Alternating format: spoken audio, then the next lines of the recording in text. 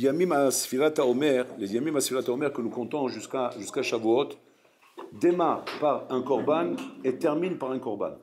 Il démarre par le korban, l'offrande qui est l'offrande de Minchat Seorim, qui est en fait l'offrande de Seorim, c'est-à-dire en fait c'est la partie qu'on donne aux animaux, oui, c'est la partie qu'on donne aux animaux. Et il termine à Shavuot par une offrande qui est chitim, de blé, qui est en fait l'aliment qu'on donne à l'homme. Donc en fait, il y a ici, on démarre par un korban, une offrande animale, et on termine par une offrande de Ben Adam, d'être humain, qu'on donne à un homme. Pourquoi ? Pour montrer en vérité l'évolution qu'il va y avoir entre le début de la Sphira et la fin de la Sphira, c'est de sortir de ton état animal pour devenir un homme qui va recevoir la Torah. C'est-à-dire qu'on ne peut pas donner la Torah à un animal. Maintenant, qu'est-ce qu'on appelle l'animal ? C'est quoi l'animal qui a chez l'homme ? C'est l'homme, Rabotai, qui est complètement méchourbad, c'est-à-dire complètement esclave de son Yitzhara. Parce qu'en fait, la notion d'esclavage de l'Égypte, c'est la notion de l'esclavage du Yetzara, comme ça dit le Rambam dans la Chot Shuvah, que l'Égypte représente le Yetzara, Paro représente le Yetzara, l'Égypte c'est le monde du Yetzara, ou Mitzrayim, le champ Metzar, où il t'enferme dans des choses sur lesquelles tu ne peux pas t'en sortir, et qui te montre comment tu as besoin de ces choses-là, et qu'il n'est pas question d'arrêter avec ces choses-là. Et donc Mitzrayim, c'est ça l'idée. Maintenant, quand je sors d'Égypte, je dois être makriv en premier korban, c'est quoi ? Être makriv, c'est sacrifier maintenant, sacrifier toutes ces choses-là, qui sont en vérité les instruments du Yetzara qui m'attachent là-bas. Si je ne sacrifie pas ces choses-là, si je ne suis pas prêt à être mévater, à pardonner toutes ces choses auxquelles je suis attaché, qui sont des attachements au Yetzara, je ne peux pas sortir d'Égypte. Impossible. Je ne peux pas dire maintenant, je reste attaché au Yetzara, je sors d'Égypte, recevoir la Torah, et après je retourne en Égypte. Non, ma cassé. C'est où tu sors ou tu ne sors pas. Sortir d'Égypte, c'est quoi ? C'est arriver à sacrifier. Maintenant, c'est vrai que le mot sacrifier veut dire que je fais un effort. C'est pas facile. C'est pas quelque chose que j'arrive à faire facilement. Je fais un sacrifice, de me débarrasser de choses qui sont difficiles pour moi. Mais je sais que sans cela, c'est impossible. Donc, quand un homme se pose la question et se dit comme ça, est-ce qu'il est possible de recevoir la Torah, même si j'entretiens chez moi des choses, des minagim, des habitudes, qui sont des mauvaises habitudes par rapport à la Torah, où je sais que je transgresse la Torah. Est-ce que je peux recevoir la Torah dans ce cas-là ? Non, impossible. Tu ne peux pas recevoir la Torah. Tu ne peux pas dire, même pas dire, je vais recevoir une partie de la Torah. Alors là, quelque part, on a l'impression qu'on a une contradiction. Pourquoi ? Parce que d'un autre côté, on sait très bien que quand un bonhomme, on l'incite à faire tchouva, comment on lui dit au bonhomme ? Doucement, doucement, pas doucement, t'excites pas. Shabbat, tu vas le respecter tout doucement. La Torah, tu vas apprendre à l'étudier tout doucement. Les mitzvot, tout doucement, tu vas les réparer. Et comme ça, on habitue l'homme à comprendre que quoi ? Que la Torah ne demande pas de courir. La Torah te demande simplement, mets-toi au travail, à ton allure, comme toi tu veux, avec tes forces. Et comme ça, c'est très bien. Maintenant, tu vas dire, attends, mais je terminerai jamais. La Mishnah te répond à cette question. Lo alecha melacha ligmor. Même si l'allure que tu prends pendant une vie te montre clairement que jamais tu arriveras au bout des choses, c'est pas grave. Pourquoi c'est pas grave ? Parce que lo alecha melacha ligmor. C'est-à-dire que Hachem, qu'est-ce qu'il veut de toi ? Il veut justement mettre le pied à l'étrier et montrer que tu as pris la route. Ah, je ne vais pas y arriver, c'est pas grave, n'arrive pas. Tu as pris la route, c'est ce qui m'intéresse. C'est une contradiction.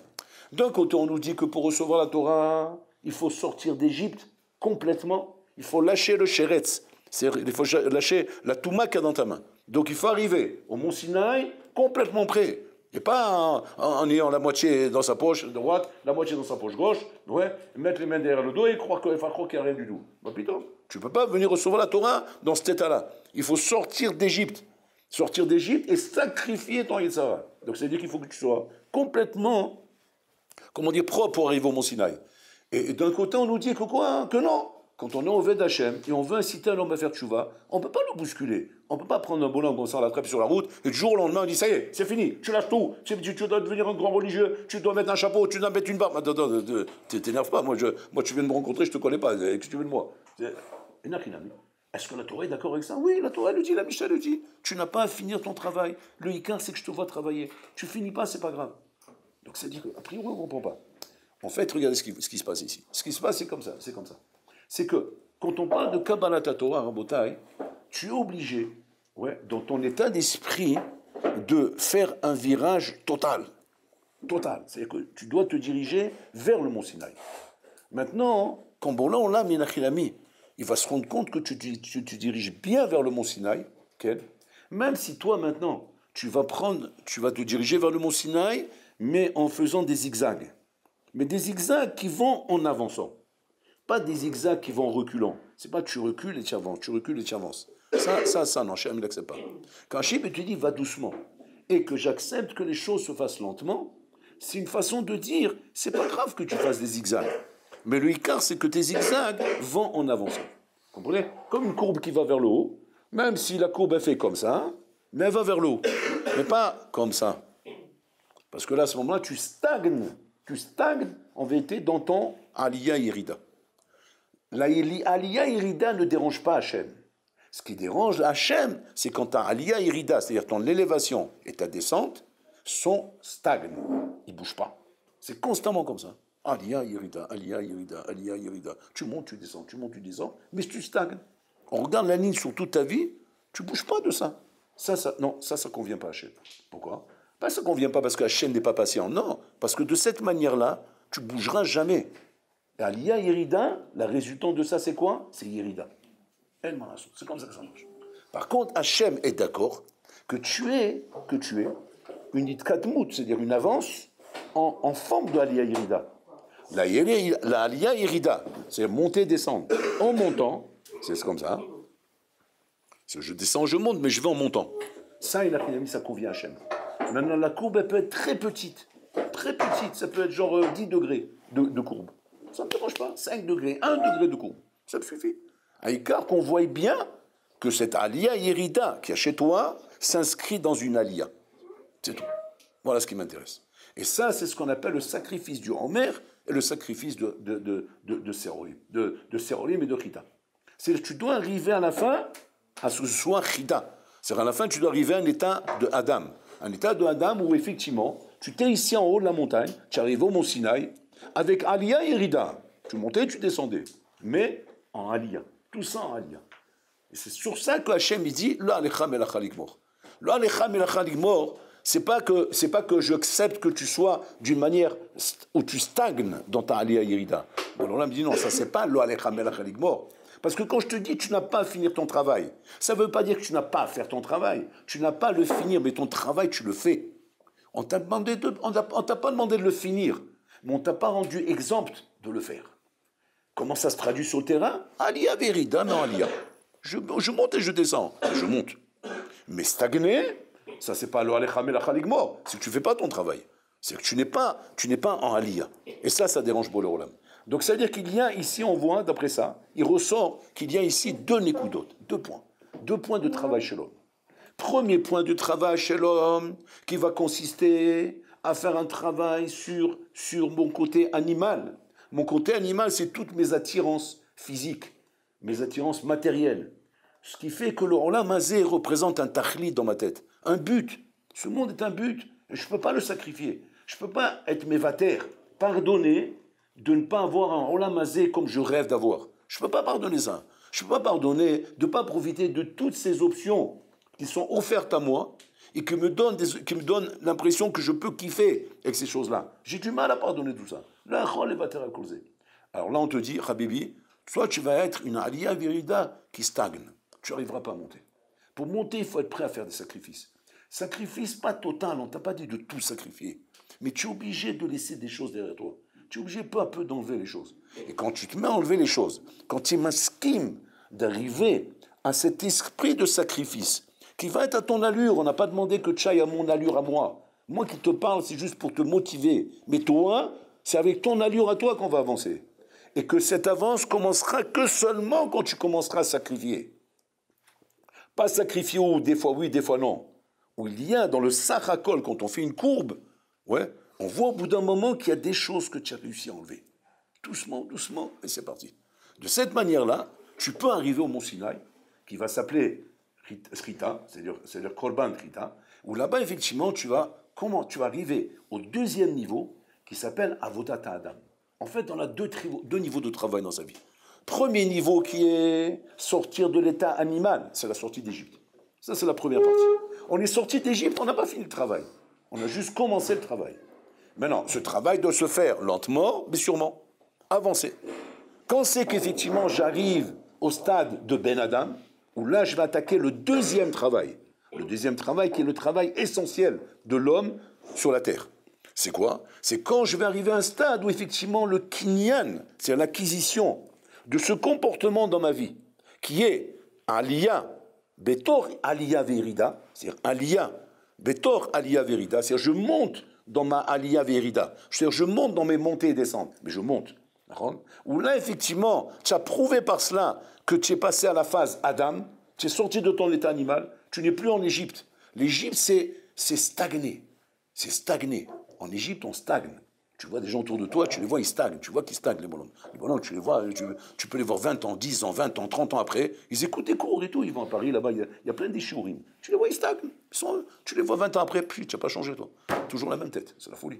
Ça peut être un compliment, mais dans la Torah, c'est pas un compliment. Ouais. Par contre, quand on voit un bonhomme, on voit un changement chez lui.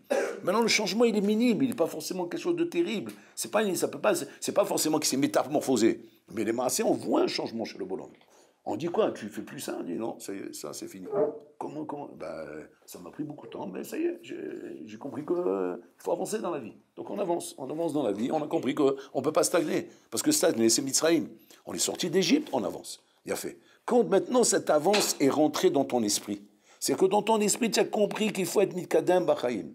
Il ne faut pas rentrer dans l'accoutumance, il ne faut pas rentrer dans le ergel, dans l'habitude dangereuse qui est de croire que la vie fera les choses. Parce que les gens tombent dans ce piège. Ils se disent comme ça, peut-être la vie fera les choses. Peut-être qu'avec l'âge, ça va s'arranger. Peut-être à force de se trouver devant des choses dans la vie, alors ça nous pousse des fois à accepter des choses, des fois dans la vie. C'est Mitzrayim. Mitzrayim, c'est-à-dire, si tu es dans un monde naturel, tu as raison. Peut-être ça peut se passer comme ça. Mais tu es dans un monde où il y a une domination du Yetzara. Où le Yetzara, en vérité, quand il prend un bonhomme, il ne le lâche pas. Sauf s'il est sorti d'Égypte. Bolan-Lam nous a fait une opération. Bolan-Lam, en faisant la sortie d'Égypte, il nous a donné la possibilité à tout moment de notre vie d'avoir cette sortie d'Égypte. C'est-à-dire la sortie d'Égypte qui s'est passée en Égypte, a créé maintenant dans le monde, dans toutes les générations à venir, la possibilité de sortir d'Égypte dans ton monde particulier, individuel à toi. Hachem a créé ça, chose qui était impossible avant ça. Tant qu'Hachem n'a pas fait la sortie d'Égypte à Israël, la sortie d'Égypte pour un homme ne pouvait pas exister. Maintenant que cette sortie d'Égypte a existé là-bas, elle peut exister chez toi. Donc tu peux sortir de ton Égypte. Mais pour ça, qu'est-ce qu'il faut? Il faut faire des sacrifices. Et tu arrives de l'autre côté. Fais-moi. Ça va t'amener où? Maintenant, ça va t'amener à la Madriga, qu'on appelle Kabbalat Torah. Kabbalat Torah Be'al Sinaï. Quand un homme a pu arriver là-bas, où il est apte à recevoir la Torah. Encore une fois, apte à recevoir la Torah, ça ne veut pas dire que je suis complètement mouchlam, que je suis complètement mitoukan. C'est pas ça le pshat. Le pshat, c'est que je suis mouchlam dans mon esprit. Mon esprit est clair. Je suis clair que c'est là-bas que ça se passe. Maintenant, je sais que j'ai encore du chemin à faire. Je sais que j'ai beaucoup de choses à ranger. Mais c'est là-bas que ça se passe. Si tu parles avec moi, tu entends ça de moi. Tu entends mes hashkafot, elles sont claires. Je ne suis pas en train de remettre en question quoi que ce soit qui n'est pas en accord avec la Torah. En reconnaissant que je ne suis pas là-bas encore. Mais je suis d'accord. C'est comme ça qu'il faut que ce soit. Et j'y passe Hachem. J'espère qu'Hachem va m'aider à arriver là-bas. Il a fait moi. Ça, c'est un homme qui est capable de recevoir la Torah. Un homme qui n'a pas de stira avec aucune partie de la Torah. Un homme qui est en accord avec tout ce qui est écrit dans la Torah. Et qui n'est pas en contradiction avec la Torah parce qu'il a des pratiques diverses à la Torah, parce qu'en vérité, il va dans le kivon de la Torah. Simplement, laisse-moi le temps d'arriver. Je suis en train d'arriver là-bas. Cet homme-là a accepté la Torah, peut recevoir la Torah. Il a fait mot. Maintenant que tu as reçu la Torah, tu vas rentrer maintenant dans un autre manar, qu'on va expliquer maintenant, qui est un manar, qui en fait un chemin qui n'a rien à voir avec le chemin que j'ai expliqué avant. C'est un autre chemin, les gars, vrai. C'est le chemin qu'on appelle le chemin du Ben Aliyah.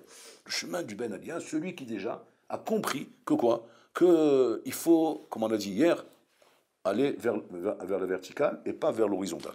Donc maintenant on va expliquer c'est quoi la verticale. Parce que hier on a parlé de l'horizontale, maintenant on va parler de la verticale. L'horizontale, on a expliqué hier, c'était quoi? C'est le monde t'étale, il te donne des ambitions matérielles, il te pousse au matériel, il te dirige vers le matériel. Alors effectivement, tu grandis, c'est vrai, tu grandis, tu fais des études, tu apprends des métiers, tu gagnes de l'argent, mais tu es en train de t'étaler, ça racole. Comme une abdule qui est en train de s'étaler. La vraie grandeur, c'est quand je monte à la verticale. Je me dirige vers le Kissakavod. Se diriger vers la verticale, c'est rentrer dans le monde d'Hachem. On va expliquer c'est quoi rentrer dans le monde d'Hachem. Vous allez voir, je vous ai amené 2 exemples. Et vous allez comprendre à travers ces 2 exemples, c'est quoi rentrer dans le monde d'Hachem. Parce que nous, on est dans le monde. Hachem, il est là. Oui, Hachem, il est là. Mais toi, tu n'es pas là. Tu comprends? Lui, il est là. De toute façon, il est là. Mais est-ce que toi, tu es là? Est-ce que tu es dans son monde ou pas? On est dans un monde parallèle.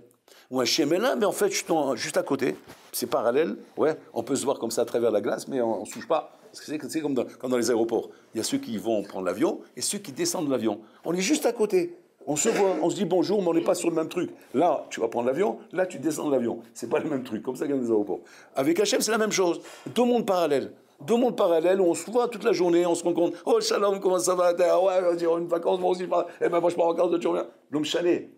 On ne voit pas tout ça, Rabotai. Mais dans la Pnimiyut, intérieurement, on est dans des mondes parallèles. Il y a le bonhomme, Rabotai, que sa vie est une vie qui se dirige vers Hachem. Et tu as un bonhomme, Rabotai, que sa vie ne se dirige pas vers Hachem. Hachem existe dans sa vie. On n'a pas dit le contraire. Mais il ne se dirige pas vers lui. Ce n'est pas là-bas sa direction. Ça, c'est le Ben Aliyah, c'est ce qu'on va expliquer maintenant. Je vais vous ramener deux sipourim, pour que vous compreniez un petit peu comment ça fonctionne. Premier sipour, un avrer, Ben Torah, une histoire vraie. Un avrer à Botaï. Cet avrer, il est parti passer Shabbat, Ratan, il y a un Shabbat Ratan, ouais, en l'honneur d'un marié qui se marie dans la famille, etc. Shabbat Ratan, vous connaissez. Donc, il est parti faire Shabbat Ratan, beau Shabbat, Baruch Hashem. Maintenant, il rentre chez lui à Bnei Brak, ouais, avec sa femme, ses enfants, bon, Hashem, on a passé un bon Shabbat, on rentre à la maison. Il ouvre la maison à Botaï, il voit quelque chose de dramatique. La maison à Botaï est complètement à l'envers. Ça veut dire quoi? Des voleurs sont rentrés pendant Shabbat. Et vous savez, quand les voleurs ils rentrent dans les maisons, ils peuvent arracher les toilettes, ils peuvent arracher les tapisseries, ils peuvent arracher les balatotes. C'est qu'ils ne savent plus quoi arracher pour trouver le butin qu'ils cherchent. Parce qu'ils espèrent trouver un butin. Ouais. Donc ils sont prêts à tout arracher en s'imaginant où il a pu mettre l'argent. Peut-être il l'a mis sur les trucs, peut-être il l'a mis. Et autant de dimions il a, autant ta maison elle part en l'air. Quoi. Donc si tu as à faire un bonhomme intelligent, ça va aller vite fait, oui, il ne va pas trop te casser la maison. Si tu as à faire un bolas là-bas, oui, 3 bolas qui sont rentrés, tu n'as plus de maison. Donc les parents sont rentrés. Alors moi, comme ils ont vu la maison, bon, ils ont voulu tout de suite commander que les enfants n'aient pas de traumatisme. Parce qu'un enfant, ça peut le choquer de voir ça, de voir une maison comme ça. Ils n'ont pas allumé la lumière. Ils ont dit, bon, la minuterie, elle n'est pas en marche. Bon, alors ils ont rien dit. Tu ne peux pas allumer. Non, je ne sais pas, elle est coincée, je ne sais pas ce qu'il doit. Et hop, dirigés vers la chambre, comme ça, ils sont vite rentrés les parents. Ils ont vite arrangé comme ça un peu la chambre. Allez dormir, il est très tard. Ils ont envie de dormir. Ils ne voulaient pas que les enfants voient ça. Bien fait. Maintenant, les parents s'arrêtent, ils se regardent. Ils se disent, bon, Gamzou et Tova. Bon, alors là, il a voulu ainsi, on accepte la volonté d'Hachem. Et puis, Tom, le mari se pose une question. Il se dit, attends, mais pourquoi je suis obligé de penser que c'est la volonté d'Hachem? Peut-être simplement des voleurs qui sont en train qui ont voulu me voler la maison. Mais c'est peut-être pas la volonté d'Hachem. Ce sont eux les mouchratim, mais pas moi que j'ai un problème. Ouais. Alors sa femme lui dit, oui, mais tu sais, en général, c'est pas comme ça qu'on dit. On dit qu'une chose n'arrive pas à un bonhomme s'il ne mérite pas. Et ces bonhommes, tu n'aurais pas fait subir un truc comme ça si tu ne mérites pas. Alors il dit, oui, mais quelle preuve j'ai? Il réfléchit, le mari. Bon, comme c'est un homme qui étudie, donc il réfléchit, il a une idée. Il dit, je sais ce que je vais faire. Je vais voir, effectivement, s'ils ont touché l'enveloppe du Vaad Baït. Parce que le bonhomme, il est responsable du Vaad Baït. C'est quoi Vaad Baït? C'est qu'il est responsable, en vérité, du bâtiment. Vous savez ce qu'est Vaad Baït? C'est que quand on habite dans un bâtiment où il y a plusieurs locataires, il y a un bonhomme là-bas qu'on nomme responsable pour s'occuper du ménage du bâtiment, l'électricité du bâtiment, payer les factures du bâtiment, tout ce qui est en partie commune. Ouais. Et le bonhomme, il est responsable de toutes les parties communes. C'est par lui que ça passe. Maintenant, chaque locataire doit payer une somme à ce bonhomme-là, Ken, et lui aussi paye, qui va lui servir à payer l'électricité du bâtiment, l'entretien du bâtiment, les dépenses du bâtiment, tout ce qui est en partie commune. Il y avait moi. Maintenant, lui, avant Shabbat, il a encaissé cet argent. Il y avait dans l'enveloppe, 2000 shekels. 2000 shekels. Il s'est dit, attends, si c'est moi qu'on vise, ça veut dire que l'enveloppe, elle doit être là. Sa femme lui dit, ouais, mais attends, tu es sommaire sur un as ou quoi? C'est les voleurs quand ils rentrent. Ouais. Et que nous, bon, on roule pas sur l'or. La seule enveloppe d'argent qu'il y avait dans cette maison, c'est celle-là. Si des voleurs ont mis la maison à l'envers comme ça, la première chose qu'ils vont te prendre, c'est l'enveloppe. Donc c'est peut-être pas une preuve que c'est pas nous qu'on vise. Il lui dit à sa femme, je suis pas d'accord avec toi. Bon, alors là, mais t'es un tireur d'élite. Tu comprends? C'est pas un bonhomme qui tire n'importe comment, il envoie n'importe où dans les coups. C'est un tireur d'élite. Donc il s'est tiré dans la foule, et faire cible sur un bonhomme qu'il a visé. Tu comprends? Donc tu peux pas me dire maintenant, non mais il y a trop de monde. Donc en vérité, c'est tout le monde qui est concerné. En d'avoir casé. Bon, l'homme, s'il a tapé là, c'est que là, ça se passe. Le blanc, il va vers la chambre. Ouais, il voit, il ouvre donc, il cherche l'enveloppe où elle est placée. L'enveloppe, elle était où? Dans un tiroir de la mort. Le tiroir où il a été arraché. Tout a été jeté dans tous les sens. Ouais, tout est parti. C'est-à-dire, toute partie a été décortiquée dans cette maison. Ouais. Il avait là-bas des enveloppes de courrier, tout était déchiré, ouvert. Une enveloppe n'a pas été touchée. Ouais, c'est l'enveloppe du Dvad Bait. Elle était posée là-bas, fermée, avec l'argent dedans. Là, il a compris que quoi? Que Bololam le visait à lui. Qu'est-ce que tu vois de là? Que vivre dans le monde d'Hachem, c'est vivre dans un monde très médouillac. C'est pas un monde de hasard, où ils peuvent arriver des choses. On n'est pas sûr que c'est forcément comme ça qu'il faut les expliquer, ou comme ça qu'il faut les interpréter. Si rien que tu veux essayer de comprendre, le monde d'Hachem est un monde très précis, où les calculs sont faits d'une manière très précise. Et tu dois comprendre à partir de là que quoi? Que Bololam te parle clairement. Maintenant, à toi de comprendre la conversation que tu as avec Hachem. Et comprendre pourquoi il te fait ça. Parce que Hachem ne fait pas stam. Ne fait pas des choses stam. Il veut te parler, il veut te faire comprendre quelque chose, il faut que tu te réveilles. Et quand l'homme a compris cela, alors là, effectivement, il commence à se diriger vers Hachem. De comprendre pourquoi Hachem fait ces choses-là. Ça, c'est une histoire. Deuxième histoire. Un gros homme d'affaires en Amérique, j'ai besoin de raconter cette histoire déjà. Un gros homme d'affaires en Amérique, Aboda, il est parti pour signer un contrat au New Jersey. Il part de New York, direction New Jersey. C'est une route assez longue. Bon, il a fait en voiture. Il a une grosse voiture, etc. Il a tout ce qu'il faut. Il prend la route. Il prend la route de bon matin pour arriver à l'heure du rendez-vous, s'asseoir avec les bonhommes avec qui il va signer son contrat, peut rouler très bien. Tout est organisé. L'heure, l'arrivée, le Waze, il a le truc exactement, les horaires, impeccable. Il prend la route. Maintenant, bizarre, il voit qu'il n'y a pas un chat sur la route. Pas une voiture. C'est l'autoroute New York-New Jersey, c'est... C'est Reshut Arabim Midoraita, d'après toutes les chitotes. En largeur et en quantité de gens qui circulent là-bas. Il s'est dit, c'est bizarre. Il n'y a pas une voiture qui roule sur la route. Ça fait peur. C'est des routes très fréquentées. Il regarde. Bon, il commence à avoir peur, il allume la radio. Et la radio, elle annonce, faites attention, automobilistes, ne prenez pas la route, à partir de telle heure, une tempête de neige est annoncée. Bon, une tempête de neige en Amérique, c'est pas de la petite neige qu'on a ici, en panique. Dès qu'on a 10 cm, il n'y a plus personne dans les rues. Là-bas, une tempête de neige, si tu es là-bas, tu sais plus où tu sors. Tu sais plus où tu vas sortir vivant de là-bas. Et le bonhomme, il commence à paniquer. Et là-bas, les autoroutes, c'est pas des trucs que tu peux sortir comme ça à droite à gauche. Ah, mais c'est des centaines de kilomètres quand tu trouves une bretelle de sortie. Il voit la prochaine sortie, c'est dans combien de temps, Rabotaï? 78 kilomètres. Bon, il accélère. Et puis, Tom, il voit la neige qui commence à tomber. Mais qu'il sourd, coincé sur la route, il ne peut plus rouler. Bon, il dit, il saute. Il descend de la voiture. Il commence à essayer de marcher dans la neige, il avance. Et la neige, elle tombe, et le bonhomme, il n'en peut plus. Il cherche un abri, il cherche quelque chose, vous voulez, il voit une station d'essence. Bon, là-bas, il y avait un groupe de gens très sympathiques où ils l'ont pris, Rabbi, ils l'ont envoyé balader, donc il n'a pas pu s'arrêter là-bas. Il avance, et puis il voit une maison au loin, comme ça, éclairée. Il va vers la maison, il voit là-bas une navire, c'est quoi? C'est un hospice de vieillards. Il dit, bon, peut-être ils vont m'accueillir, puis il tape à la porte. Le gardien, il ouvre la porte, il dit, ce que vous voulez. Je veux un abri, regardez, je suis sous la neige, je suis sur la route, etc., je me suis coincé. Il dit, bon, monsieur, c'est pas un hôtel ici, c'est un hospice de vieillards, cherchez ailleurs. Il dit, attendez, puis qu'en effet, je vais mourir, c'est pas comme ça, je suis prêt à payer ce qu'il faut, le bonhomme est blindé. Et je vous donne ce qu'il faut. Il dit, ok, allez-y. En Amérique, monnaie, l'argent, c'est tout. C'est le passeport, l'argent. C'est quand tu as perdu ton passeport, tu mets le billet, c'est bon, c'est rentré sur le passeport. Okay, donc il est rentré là-bas, il a fait rentrer le bonhomme. Il a fait rentrer, bon, il est assis à côté de la cheminée pour qu'il se réchauffe un peu, et ils discutent ensemble. Il dit, c'est quoi ce truc-là ici? Il dit, c'est un hospice de vieillard. Okay? Le bonhomme, j'ai oublié de vous dire, c'est un juif, le bonhomme qui a pris l'autoroute. C'est un hospice de vieillard, etc. Alors ils parlent entre eux, tac, et dans la conversation, le gardien de l'hospice de vieillard, il lui raconte une histoire. Vous savez, il dit, c'est quoi les gens que vous avez ici? Ben, il y a tout. Justement, on a un problème là. Il dit, c'est quoi? On a un bonhomme ici de confession juive. Ouais, c'est un juif.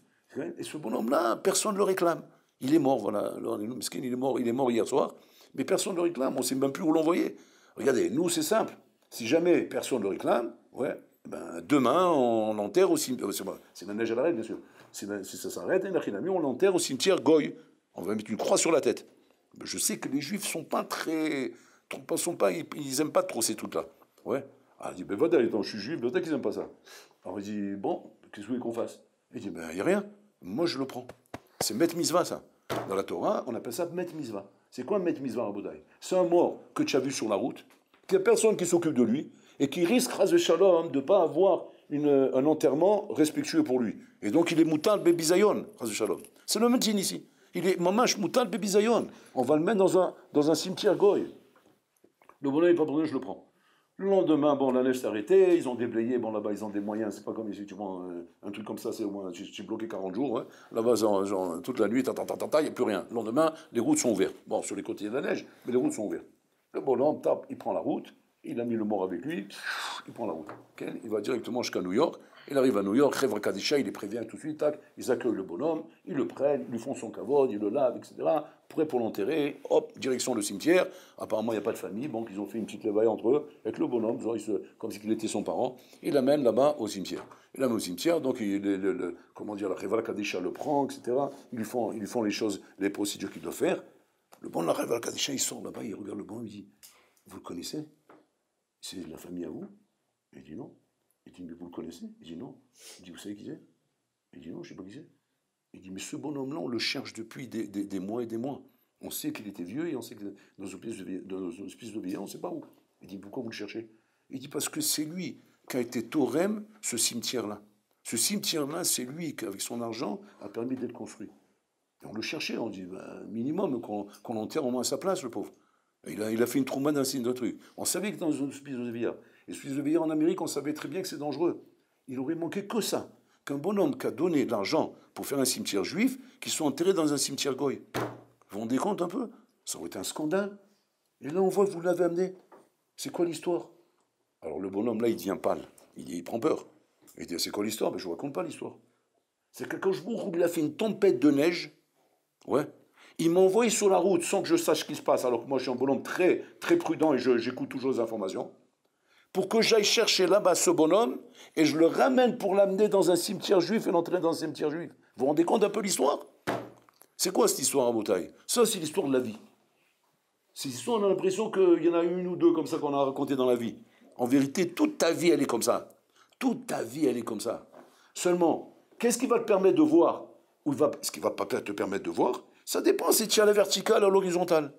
Si tu es en direction du Kisakavod ou bien tu es en direction du Rolamazé. Si tu es en direction du Rolamazé, tu ne verras jamais tout ça.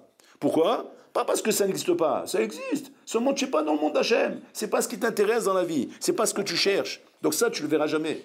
Donc tu passeras à côté d'appels de phare qu'Hachem n'arrête pas de te faire constamment pour te montrer, oh mon coco, je suis là. Tu te réveilles un peu ou pas? Ou tu continues à dormir?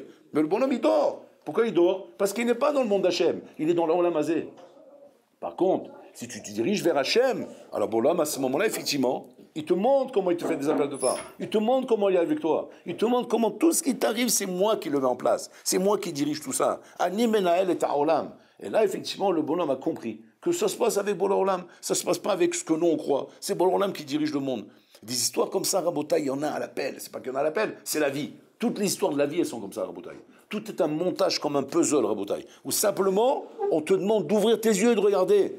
Mais seulement, il faut le chercher, Bolam. Il faut le vouloir. Il faut rentrer dans son monde Hachem. Si tu ne rentres pas dans le monde Hachem, tu restes dans ton monde matériel, dans ton monde genre Alpiteva. Alpiteva, c'est Alpi nature. Et Nachilami, tu resteras dans un monde où tu vas croire qu'il y a deux alternatives. Il y a la volonté d'Hachem et ma volonté à moi. Et c'est pas tout le temps que je suis obligé de faire la volonté d'Hachem. Ça, c'est quand, effectivement, tu n'as pas compris que ce monde fonctionne qu'avec Bolam. Mais quand tu as compris que le monde fonctionne avec Bolam, alors là, je te pose une question. Qu'est-ce que tu cherches? Qu'est-ce que tu cherches? Tu vas dire, ben attends, j'ai un problème avec mon Yetzera, j'ai ma tête coincée. Attends, tu as un problème avec ton Yetzera, ta tête coincée. Mais tu ne vas pas te perdre quand même.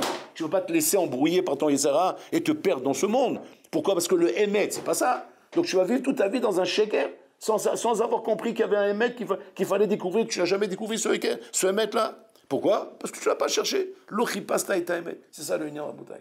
Un homme qui cherche, il trouve. Yagata o matzata ta'amin. Tu t'es fatigué, et Nachilami, tu peux trouver. Tu t'es pas fatigué, tu ne trouveras pas. Parce que Hachem te laisse aller dans le chemin que tu veux. Tu veux te tromper, trompe-toi. On te laisse te tromper dans ce monde. Seulement un homme qui cherche réellement, et Nachilami, Hachem, il va l'aider. Maintenant, encore une fois, on ne parle pas de faire des excès de vitesse, Rabotaï. On ne parle pas de perdre la tête, on ne parle pas de partir dans tous les sens. On parle simplement d'y croire, de croire en cette vérité d'Hachem. Vous savez, on raconte comme ça sur les éléphants. Les éléphants, Rabotaï, dans les zoos, dans les parcs zoologiques. Ouais, un éléphant, un vrai éléphant, pas un vrai éléphant à Boutaï, c'est 3 mètres de hauteur, un vrai éléphant, le vrai éléphant d'Afrique noire, là, c'est comme ça. C'est 3 mètres de hauteur. Un éléphant comme ça, vous savez ce qu'il faut pour l'attacher, pour pas qu'il bouge de sa place? Il faut une petite corde. Une petite corde. C'est une petite corde que toi-même, tu pourrais casser comme ça à la rigueur. Tu vas dire, bon, tu es fatigué ou quoi? Mais un éléphant, il peut te déraciner un chêne. Un chêne, il peut le déraciner. Tu l'attaches avec une petite corde, c'est quoi le chat? Il dit là-bas comme ça, regardez. Et ça, les experts, ils connaissent ça. Ils regardent avec le moussard qu'il y a là-bas. Il suffit de l'attacher avec cette petite corde depuis qu'il est pile-pilone. Pile-pilone, c'est-à-dire un petit éléphant.